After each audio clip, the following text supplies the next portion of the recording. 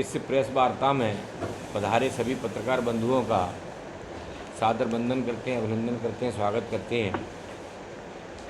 आज की इस प्रेस वार्ता का महत्वपूर्ण जो मुख्य बिंदु है, नहीं सहेगा राजस्थान, चाहे हम कह सकते हैं अब नहीं सहेगा राजस्थान, क्योंकि इस गहलोत जी के नेतृत्व में कांग्रेस सरकार ने जिस तरह राजस्थान की जनता के प्रत्येक वर्ग को ठगने का और झूठे वादे कर शासन पर सत्ता पर काबिज होकर और कुशासन स्थापित करने का काम किया है, उस प्रेस वार्ता को संबोधित करने के लिए आज हमारे करौली धौलपुर के जनप्रिय सांसद, लोकप्रिय सांसद भाई मनोज राजौरिया जी और हमारे ज़िले के प्रभारी पूर्व मंत्री जवाहर सिंह बेडम जी आज पधारे हैं। आपको बताएंगे कि किस तरह अब नहीं सहेगा राजस्थान के तहत पूरे महीने भर जो भारतीय जनता पार्टी के कार्यकर्ताओं के द्वारा जो कार्यक्रम संचालित किए जाएंगे, जो आंदोलन संचालित किए जाएंगे, जन जन तक पहुंचकर जनता को जगाने का काम और इन मुहिमों से जोड़ने का काम किया जाएगा। उनके जो प्रमुख बंधु रहेंगे उसके विषय में माननीय सांसद जी आपको बताएंगे। मैं सांसद जी से आग्रह करता हूं कि आप इन सारे मुद्दों को प्रेस के बंधुओं के माध्यम से जनता तक पहुंचाने का काम और सोई हुई सरकार को जगाने का काम करें। माननीय सांसद जी। पत्रकार साथियों नमस्कार। सबसे पहले तो मैं आप सबका स्वागत करता हूं। मेरे साथ में हमारे सम्मानीय जिलाध्यक्ष जी और हमारे पूर्व मंत्री श्री जवाहर सिंह बेडम जी और पूरी भारतीय जनता पार्टी की टोली आप सबका पार्टी कार्यालय में स्वागत करती है, सम्मान करती है। साथ ही हमारे राष्ट्रीय नेतृत्व और प्रदेश नेतृत्व के द्वारा कल राष्ट्रीय अध्यक्ष आदरणीय श्री जेपी नड्डा जी के द्वारा जयपुर के अंदर एक मिशन की शुरुआत की गई, नहीं सहेगा राजस्थान। राजस्थान में जिस तरीके से कांग्रेस की सरकार के द्वारा, एक फेल कांग्रेस के सरकार के द्वारा जनता को खुलेआम भ्रष्टाचार के तांडव में कुएं में धकेला जा रहा है, अपराध बेलगाम हो रहे हैं, किसान बदहाल हो रहा है, बहन बेटियों का अपमान और दुराचार हो रहा है, पेपर लीक से युवा परेशान है, दलित आदिवासियों के साथ में असम्मानजनक व्यवहार किया जा रहा है, तुष्टीकरण की नीति से इस देश का, इस राज्य का, जिस तरीके से राज्य के अंदर इस देश की नीतियों के खिलाफ, संविधान के खिलाफ काम इस राज्य के अंदर किए जा रहे हैं, वो और विकास जो है जन जन तक जो प्रधानमंत्री जी भेज रहे हैं उसमें राजस्थान की सरकार किस तरीके से रुकावट पैदा कर रही है, इस विषय में मैं आपके संदर्भ में एक नहीं सहेगा राजस्थान हमारा एक स्लोगन भारतीय जनता पार्टी राजस्थान के द्वारा, भारतीय जनता पार्टी के कार्यकर्ताओं के द्वारा राजस्थान की जनता के साथ में उनके साथ कंधे से कंधा मिलाकर लड़ने के लिए एक अभियान चलाया गया, नहीं सहेगा राजस्थान। कल उसकी शुरुआत जयपुर में ही, आज हम धौलपुर में कर रहे हैं। मैं आपको जानकारी देना चाहता हूं कि पूरी तरह से कांग्रेस की सरकार भ्रष्ट सरकार रही है, फेल सरकार रही है। राजस्थान ने पिछले 4.5 साल में कई नए कीर्तिमान हासिल किए हैं। भ्रष्टाचार में पूरे देश में अगर कोई राज्य की सरकार है तो वो राजस्थान की कांग्रेस सरकार है। पेपर लीक में पूरे देश में कोई नंबर 1 सरकार है तो वो राजस्थान की सरकार है। बलात्कार में पूरे देश में कोई सरकार है और नंबर 1 कोई सरकार है तो राजस्थान की कांग्रेस की सरकार है। दलितों पर अत्याचार के मामले में अगर देश में कोई राज्य की सरकार नंबर 1 है तो वो राजस्थान की कांग्रेस सरकार है। और किसानों को जो झूठे वादे करने की, जो किसानों को ऋण माफ़ करने का झूठा वादा किया था, उसकी कोई सरकार है तो राजस्थान की कांग्रेस की गहलोत सरकार है। दोस्तों, पिछले 5 साल 4.5 साल के इसके शासनकाल में लगभग 1 लाख से ज़्यादा घृणित अपराध और जघन्य अपराध इस राज्य के अंदर किए गए। इससे स्पष्ट प्रतीत होता है कि राजस्थान के अंदर अपराधियों में कोई खौफ नहीं है, पुलिस नाम की कोई चीज़ नहीं है। पुलिस और प्रशासन इनके विधायकों का, इनके नेताओं का संरक्षण के लिए उसके तहत ये काम कर रहे हैं। और प्रदेश में ऐसा ही नहीं, हर सांप्रदायिक दंगों की बात हम करते हैं तो पिछले दंगे जो है पिछले 4.5 साल में 10 गुना संख्या यहाँ दंगों की बढ़ गई है। तो नाकाम, भ्रष्ट और फेल सरकार राजस्थान की कांग्रेस सरकार 4.5 साल में रही है। दोस्तों, जहाँ तक भ्रष्टाचार की हमने बात की, भ्रष्टाचार में जितने भी राष्ट्रीय आंकड़े हैं उसमें राजस्थान ने ज़रूर नाम कमाया, 1 नंबर पे आया है। और आप सब लोग पत्रकार साथी हैं, आप दोस्त हैं, आप जनता जनार्दन के पास जाइए, चाहे कोई भी भारत सरकार की योजना हो, चाहे प्रधानमंत्री गरीब कल्याण कल्याण का पैसा हो, चाहे प्रधानमंत्री आवास का पैसा हो, चाहे जल जीवन मिशन का पैसा हो, चाहे प्रधानमंत्री ग्रामीण सड़क का पैसा हो, भारत सरकार की सब योजनाओं का पैसा जनता के लिए भेजा जाता है। लेकिन राजस्थान की भ्रष्ट सरकार के नेतृत्व में, गहलोत जी की भ्रष्ट सरकार के नेतृत्व में यहाँ के नेता और अधिकारियों ने भ्रष्टाचार का एक ऐसा शिकंजा इस राजस्थान पे कस रखा है जो आम जनता के लिए, गरीब की जनता के लिए मोदी जी के द्वारा भेजाता है, उस पर पंजा मारकर ये उसको झड़प लेते हैं, उसको छीन लेते हैं। ऐसी सरकार भ्रष्टाचार की सरकार है। और तो और इसका सीधा उदाहरण आपने देखा होगा कि राजस्थान शासन सचिवालय जहाँ से कि सरकार को चलाया जाता है, वहाँ से इस भ्रष्टाचार के द्वारा अर्जित किए हुए पैसे और करोड़ों रुपए नगद राशि और सोने के सिक्के, बड़े बड़े बिस्किट सचिवालय की तिजोरियों से मिले। इससे बड़ा कोई शर्मनाक और डूबनाक घटना मुझे लगता है कभी इस देश में नहीं होगी। जल जीवन मिशन के माध्यम से प्रधानमंत्री जी ने बहुत बड़ा पैसा राजस्थान की जनता को, माताओं बहनों को हर घर में नल से जल देने के लिए पैसा भेजा। और ये संकल्प लिया था प्रधानमंत्री जी ने कि हम प्रत्येक माता बहनों को इस दर्द से मुक्ति देंगे कि वो दूर दूर तक, कोसों तक पानी भरने को जाती थी, परेशान होती थी। लेकिन राजस्थान की भ्रष्ट और निकम्मी सरकार ने उन माताओं बहनों को भी आराम पहुँचने में तकलीफ़ दी। और जल जीवन जो हमारा मिशन था प्रधानमंत्री जी का, घर घर तक नल से जल पहुंचाने का, इसमें भी लगभग करोड़ों लगभग 20,000 करोड़ रुपए का घोटाला एक सामने आया है, जिसकी समय आने पर जांच की गई, इन अपराधियों को सलाखों के पीछे पहुंचाने का काम भी किया जाएगा। दोस्तों, आपने देखा होगा कि राजस्थान में तबादलों की बात हो तो जब मुख्यमंत्री जी ऑडिटोरियम में पूछते हैं शिक्षकों के सम्मान के अवसर पर कि शिक्षकों बताइए कि आपका ट्रांसफ़र कैसे होता है, पैसे लेके होता है कि बिना पैसे के होता है, मुख्यमंत्री के सामने सारे के सारे शिक्षकों ने हाथ ऊंचे कर कहा कि नहीं, हमारे ट्रांसफ़र पैसे लेके होते हैं। ऐसी भ्रष्ट सरकार मुझे लगता है इस राजस्थान ने कभी नहीं देखी। दोस्तों, इस पुलिस के भ्रष्टाचार से, चाहे हर विभाग के अंदर कहीं भी चले जाओ, भ्रष्टाचार से राजस्थान की जनता परेशान है।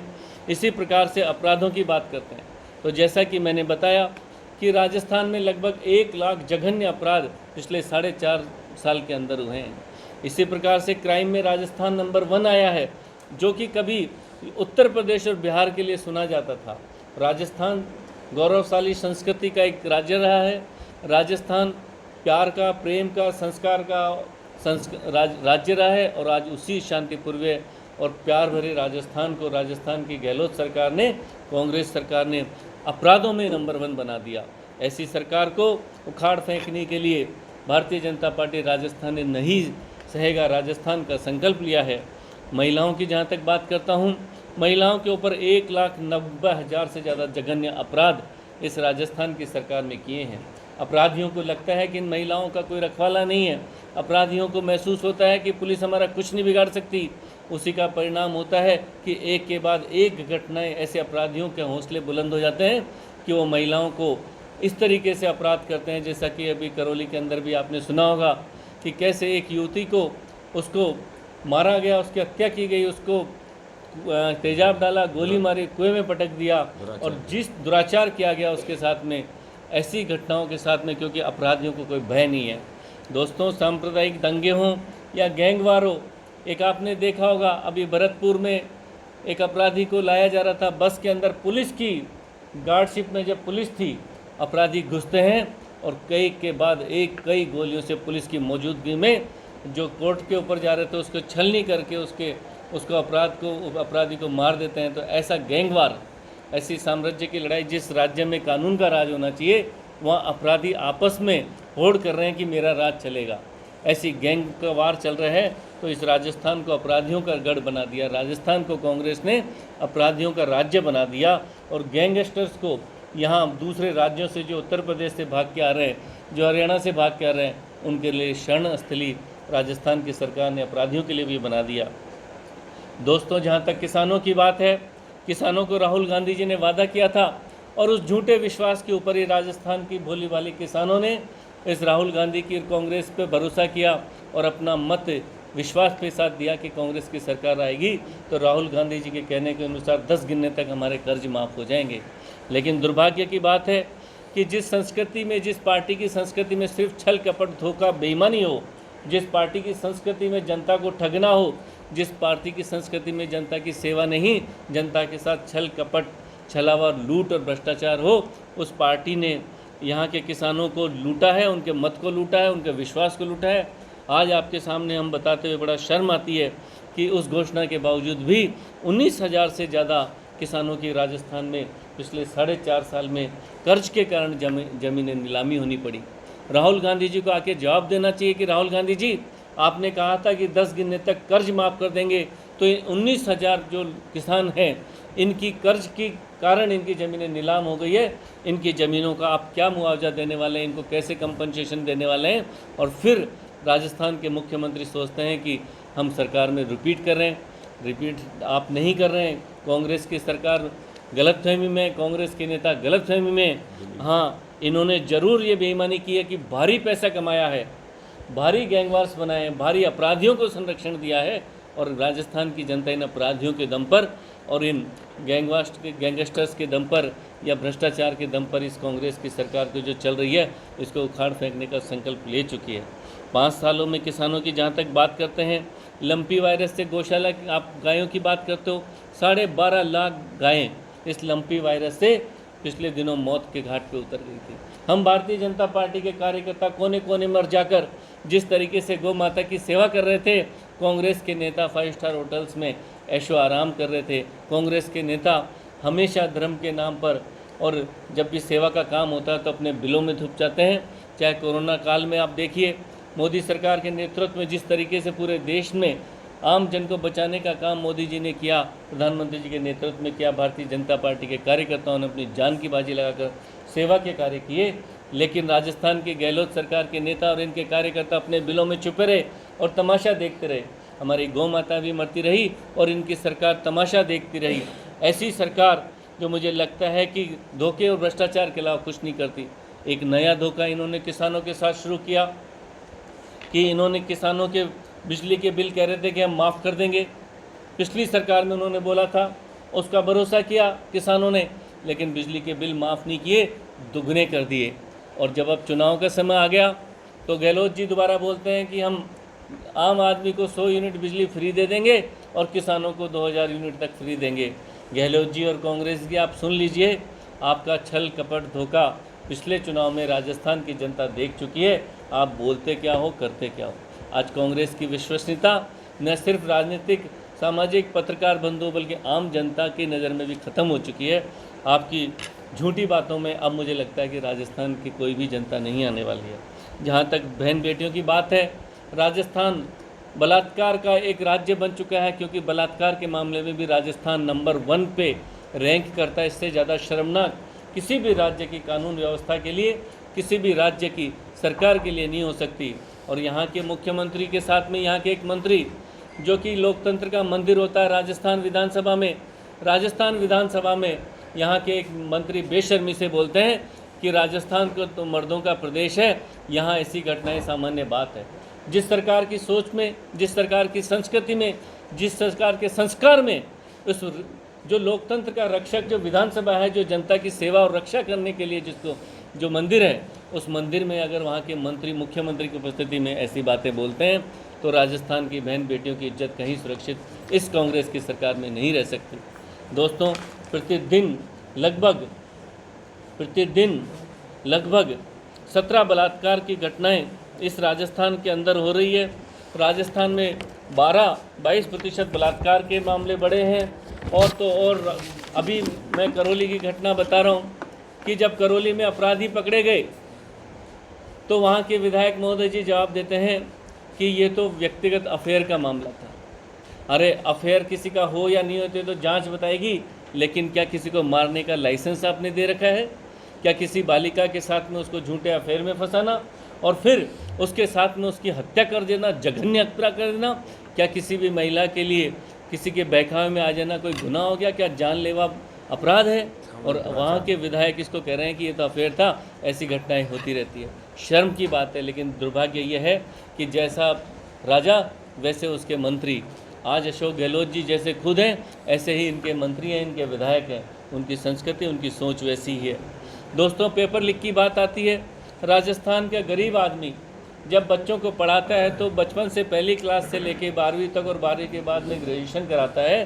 तो ग्रेजुएशन कराते कराते उसको लगता है कि मेरे बच्चे बड़े होंगे, योग्यता से पढ़ाई करेंगे, बड़े बड़े एग्ज़ाम देंगे और मेरे बच्चे बड़ी मेहनत करके एग्ज़ाम देंगे तो बड़े कंपटीशन में पास होंगे और एक सरकारी नौकरी लगेंगे जिससे हमारे सपने पूरे होंगे। राजस्थान के 50 लाख से भी ज़्यादा युवाओं ने 17 पेपर्स दिए, लेकिन ऐसा लगता है कि राजस्थान की कांग्रेस सरकार ने इस बेरोजगारों के साथ में छलावा करना, बेरोजगारों को पेपर विज्ञप्ति निकालना, नौकरियों की भर्ती निकालना और भर्ती के नाम पर एक उद्योग स्थापित इनके नेताओं ने कर लिया। राजस्थान में भर्ती के नाम पर ऐसे बड़े बड़े नेताओं के हाथ हैं, बड़े बड़े अपराधियों के हाथ हैं, जिन्होंने उन 50 लाख से ज़्यादा युवाओं से और 50 लाख परिवारों के सपनों के साथ में कुठारघात किया। राजस्थान का प्रत्येक युवा इस चीज़ को बड़ी गंभीरता से ले रहा है और भारतीय जनता पार्टी का प्रत्येक कार्यकर्ता, प्रत्येक नेता उन युवाओं के साथ में कंधे से कंधा मिलाकर साथ खड़ा है और आगे भी उनको न्याय दिलाने के लिए संघर्ष करता रहेगा। दोस्तों, राजस्थान के अंदर दलितों का कभी कोई जातिवाद भेदभाव नहीं देखा। राजस्थान के कभी अंदर किसी गांव से शहर में कभी ऐसी फीलिंग नहीं आती थी कि कोई जातिवाद हो। हर समाज का व्यक्ति वहाँ प्रेम से, भाईचारे से रहता था। लेकिन आज राजस्थान के अंदर दलित अत्याचारों में पूरे देश के अंदर राजस्थान नंबर 1 हो गया। जिस तरीके से दलितों पर राजस्थान में अत्याचार किया जा रहा है, ऐसा प्रतीत होता है कि राजस्थान की सरकार ने दलितों को उनके भाग्य के ऊपर मरने के लिए छोड़ दिया है। दलितों के स्वाभिमान का, दलितों के सम्मान का और दलितों की सुरक्षा का राजस्थान की सरकार बिल्कुल पीछे हट चुकी है और उनको भगवान के भरोसे छोड़ चुकी है। ये वही दलित होते हैं जिन्होंने विश्वास करके कांग्रेस सरकार को वोट देने की अपेक्षा की थी और की थी कि हमारी सुरक्षा करेंगे। लेकिन आज दलित, पूरा समाज, दलित समाज खून के आंसू रो रहा है। आज जिस तरीके से राजस्थान के अंदर दलित समाज के ऊपर अत्याचार और अपराध बढ़ रहे हैं, पूरे देश के अंदर, पूरी देश की तुलना में, अन्य राज्यों की तुलना में 3 गुना अपराध दलितों पर यहाँ बढ़ रहे हैं। दोस्तों, जहाँ तक सांप्रदायिकता की बात है, राजस्थान एक शांति प्रिय प्रदेश रहा है। राजस्थान के अंदर कभी भी कोई अपराध कम से कम धर्म के नाम पे नहीं होते थे। पिछले दिनों इस तरीके से राजस्थान की तुष्टीकरण की नीति रही कि राजस्थान की कांग्रेस सरकार ने जिस तरीके से पीएफआई को तो यहाँ पर कई धरने, प्रदर्शन, आंदोलन और कार्यालय खोलने की अनुमति दी गई, लेकिन जब कोई भी हिंदू धर्म त्यौहार पर अगर कोई रैली और कहीं बात होती तो राजस्थान की सरकार उनको रोकने का काम करती। और तो और जब भी कोई रैली और निकालने की कोशिश करते तो एक विशेष वर्ग के लोग दुर्भावनापूर्वक उनके ऊपर पथराव करते, दंगे करते, उनको मारने की चेष्टा करते। करौली, आपने मेरे संसदीय क्षेत्र में आपने देखा होगा किस तरीके से नववर्ष पर एक यात्रा के ऊपर जानलेवा हमला किया गया। चाहे उदयपुर के अंदर आपने कन्हैया लाल की घटना देखी होगी कि कैसे कन्हैया लाल को क्या दोष था उसका, कि कैसे उसकी दुकान में घुसकर उसकी गर्दन को सर से अलग कर दिया गया, उसको मार दिया गया और कहा गया कि ऐसा अगर कुछ भी आपने फिर सोशल मीडिया पे भी कुछ बोला तो आपकी सर से गर्दन अलग की जाएगी। ऐसा हौसला अपराधियों का बढ़ा। कहीं ना कहीं इस राजस्थान में सरकार नाम की कोई चीज़ नहीं है, या अगर कोई सरकार की चीज़ है तो विशेष धर्म के लिए है जो उनको वोट देता है, विशेष जाति के लिए है जो उनको वोट देता है, या विशेष अपराधियों के लिए है जिनको वो संरक्षण देते हैं, जिनके माध्यम से माफियाओं की तरह भ्रष्टाचार के माध्यम से वो करोड़ों रुपए कमाते हैं। राजस्थान के अंदर पुजारियों की हत्या की गई, राजस्थान के अंदर मंदिर तोड़े गए, राजस्थान के अंदर जब भी कोई हिंदू त्यौहार होते तो वहाँ पे धारा 144 लगा दी जाती और अनेकों प्रकार के प्रतिबंध ले गए जाते। राजस्थान के भरतपुर में संत श्री विजयदास जी ने आत्महत्या की क्योंकि वो पवित्र उस गोवर्धन पर्वत को अवैध खनन से रोक रहे थे। उनकी कोई सुनवाई नहीं गई। ऐसे महान संत ने, श्री विजयदास जी ने अपने प्राणों की आहुति दे दी, लेकिन राजस्थान की कांग्रेस सरकार ने सुना नहीं। दोस्तों, राजस्थान पर आज 5 लाख करोड़ रुपए का कर्जा है। राजस्थान की सरकार ने जिस तरीके से कर्ज लो और घी पियो की नीति अपना रखी है, 5 लाख करोड़ रुपया कर्ज, इतना बड़ा कर्ज आप सोच सकते हैं तो प्रत्येक व्यक्ति के ऊपर, जो आज आप यहाँ बैठे हैं, जो नहीं बैठे हैं, लगभग 1 करोड़ रुपए का कर्जा प्रत्येक व्यक्ति के ऊपर, राजस्थान की 1 लाख का कर्जा लगभग प्रत्येक व्यक्ति पर, इस राजस्थान की सरकार ने 1 लाख का कर्जा लगभग प्रत्येक व्यक्ति के ऊपर कर दिया है। जबकि राज्य का काम होता है जन कल्याण करना, आर्थिक संसाधन को पैदा करना और राज्य की जनता को अधिक से अधिक आर्थिक सुविधाएं और संसाधन, शिक्षा, स्वास्थ्य, चिकित्सा और आगे बढ़ने के रोजगार के अवसर पैदा करना होता है। लेकिन राजस्थान की सरकार ने सोच रखा है कि चाहे भारत सरकार का पैसा हो, चाहे अन्य एजेंसियों का पैसा हो, लूट लो, खा लो, जितना भ्रष्टाचार में ले सकते हैं वो ले लो और जनता को धोखा देने के लिए फ्री के नाम पे चाहे फ्री की बिजली देने की घोषणा कर दो, फ्री के मोबाइल देने की घोषणा कर दो, फ्री के किसानों को बिजली देने की घोषणा कर दो या और कोई फ्री की घोषणाएं कर दो, ताकि जनता पुनः धोखे में आकर इस सरकार को चुनने की गलती कर बैठे। दोस्तों, जहाँ तक मैं बात करता हूँ विकास की, तो राजस्थान में 90% सरकारी कॉलेजों में टीचर्स नहीं है, 90%। इसी प्रकार से ग्रामीण क्षेत्रों में 3,500 डॉक्टर्स के पद रिक्त हैं। स्कूलों के अंदर आज तक 14% स्कूलों में बिजली नहीं है, 90% स्कूलों में कंप्यूटर नहीं है। विकास के नाम पर राजस्थान की सरकार मुझे लगता है कि बिल्कुल अंधी हो चुकी है, कोई काम नहीं कर रही।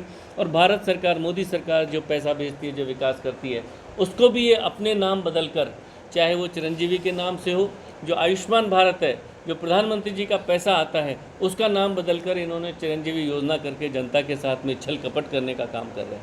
चाहे प्रधानमंत्री आवास हो, चाहे शौचालय के पैसा आता हो, सब में आप गांव-गांव जाइए, आपको लगेगा, माताएं बहनें बताएगी कि उनको प्रधानमंत्री आवास लेने के लिए कितने पैसे देने पड़ते हैं।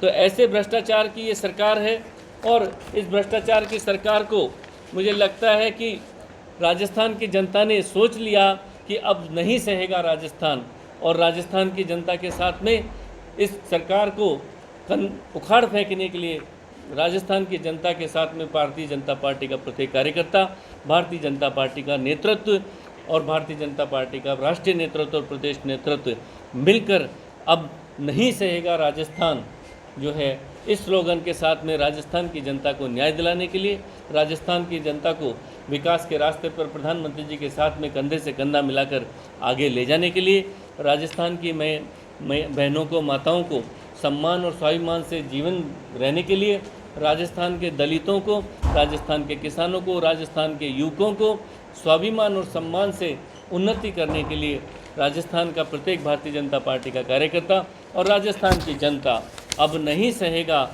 राजस्थान नाम से आज से कल से राष्ट्रीय अध्यक्ष जी के नेतृत्व में एक अभियान चला चुका है। उस अभियान को अगले आने वाले दिनों में 15 दिनों में गांव-गांव तक ले जाने का संकल्प है। कल प्रदेश की राजधानी में किया गया, आज जिला मुख्यालय पे किया गया और आने वाले समय में विधानसभाओं और ग्राम पंचायतों तक इस अभियान को हम लेके जाएंगे और राजस्थान की जनता की आवाज़ को इतनी मजबूत बनाएंगे कि राजस्थान की कांग्रेस की सरकार को, भ्रष्ट निकम्मी सरकार को उखाड़ के फेंकने का संकल्प हम सब लोग मिलकर लेते हैं। और एक स्लोगन हम और एक मिस्ड कॉल के माध्यम से, जो 8140200024 के माध्यम से, एक मिस्ड कॉल के माध्यम से भी हम जनता का एक कितनी जनता परेशान है वो भी हम मैसेज करवाएंगे।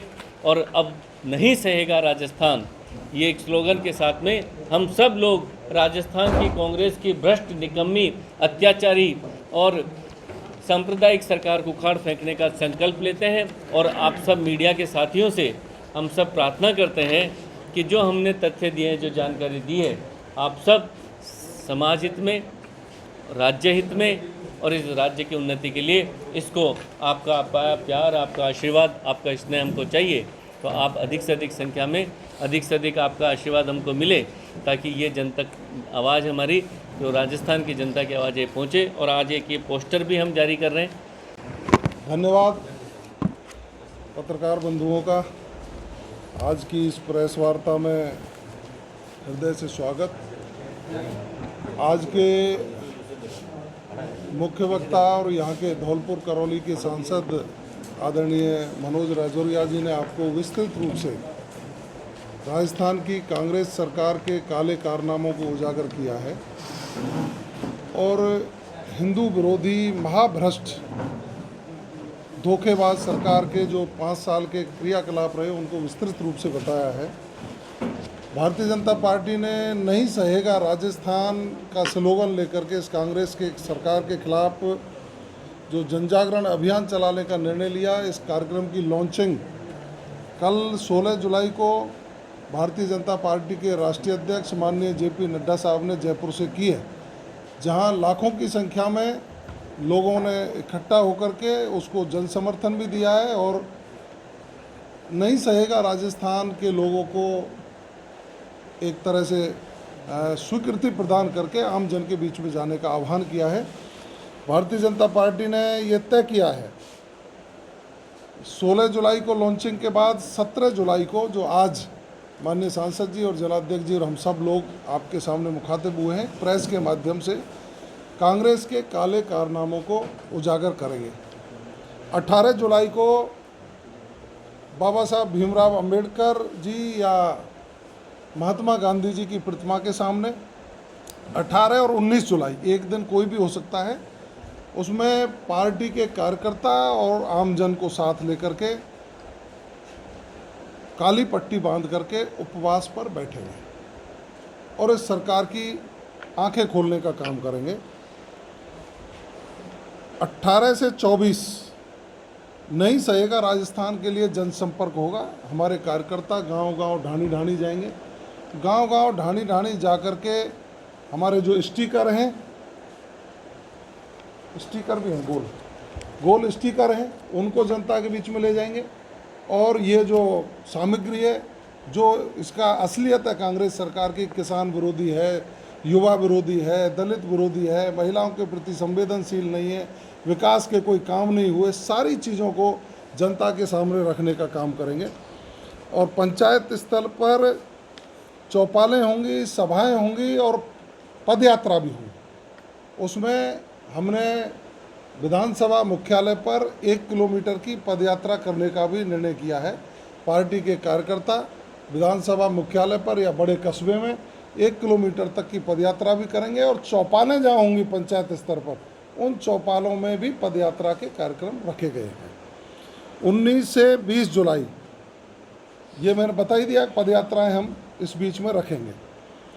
हर विधानसभा क्षेत्रों में 2 दिवसीय FIR कैंप होगा 21 और 22 जुलाई को। FIR का मतलब है फेल्योर इन्फॉर्मेशन रिपोर्ट। हमारी कैनोपी लगेंगे, हमारे कार्यकर्ता बैठेंगे और आम जन वहाँ सरकार के फेल्योर की सूचना ला करके हमारे कार्यकर्ताओं को देंगे।